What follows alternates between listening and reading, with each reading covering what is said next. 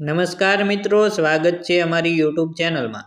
તો આજે આપણે વાત કરીશું કે સૌરાષ્ટ્ર યુનિવર્સિટીના કોઈ પણ સેમનું રિઝલ્ટ આપણે કઈ રીતે ડાઉનલોડ કરી શકાય। તો આપણે સૌપ્રથમ જઈશું ક્રોમ બ્રાઉઝરમાં।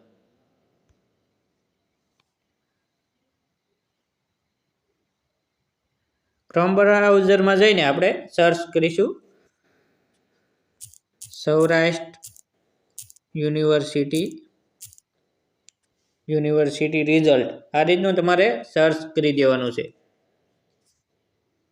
Saurashtra university result. એટલે આ રીતનું તમારી સામે પેજ ખુલી જશે। તેમાં સેકન્ડ નંબરનો ઓપ્શન આવશે વેલકમ ટુ સૌરાષ્ટ્ર યુનિવર્સિટી, તેના પર તમારે ક્લિક કરવાનું છે। હવે તમારે માર્કશીટ ડાઉનલોડ કરવા માટે એક ક્રોમ બ્રાઉઝરમાં સેટિંગ કરવું પડશે। તેના માટે સૌપ્રથમ તમારે જવાનું છે થ્રી ડોટ્સ ઉપર ક્લિક કરવાનું છે। હવે તમારે સૌથી નીચે સેટિંગમાં જવાનું છે। સેટિંગમાં જશો એટલે આ રીતનો પેજ ખુલશે। તેમાં તમારે અહીંયા નીચે સાઇટ સેટિંગ ઉપર ક્લિક કરવાનું છે। હવે ઉપર સ્ક્રોલ કરવાનું છે તમારે।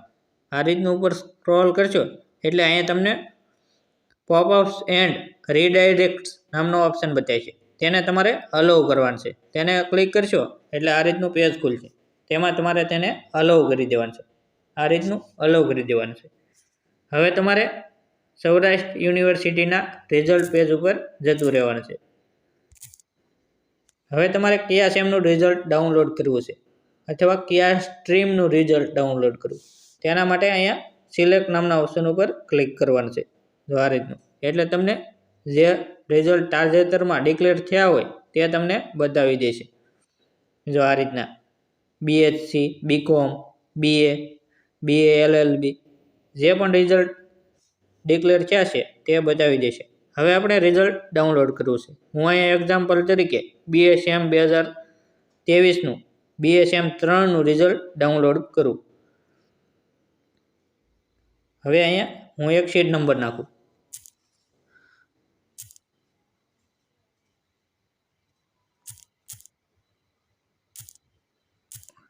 આ રીતનો તમે તમારી હોલ ટિકિટમાંથી શીટ નંબર નાખી દેવાનો અને અહીંયા વ્યૂઝ નામનો ઓપ્શન છે તેના પર ક્લિક કરશો એટલે તમારું રિઝલ્ટ તમને બતાવી દેશે અહીંયા વ્યૂઝ નામના ઓપ્શન ઉપર।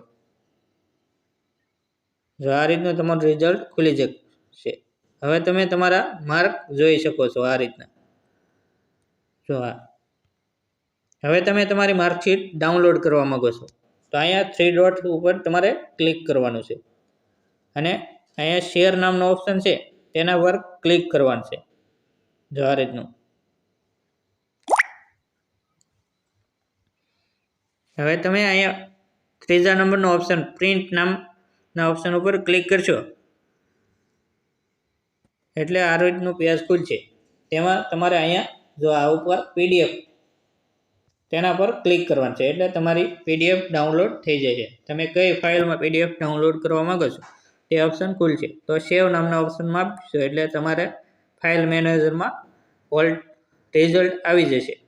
રિઝલ્ટની માર્કશીટ આવી જશે જો આ રીતનું એટલે તમારા ફાઇલ મેનેજરમાં રિઝલ્ટ તમારું આવી જશે અને તમે તેને જોઈ શકશો। તો આ રીતે તમે સૌરાષ્ટ્ર યુનિવર્સિટીના કોઈ પણ સેમનું રિઝલ્ટ ડાઉનલોડ કરી શકો છો। તો આવા જ નવા ઉપયોગી વિડીયો જોવા માટે અમારી યુટ્યુબ ચેનલ સબસ્ક્રાઈબ કરો, વિડીયોને લાઇક કરો અને શેર કરો।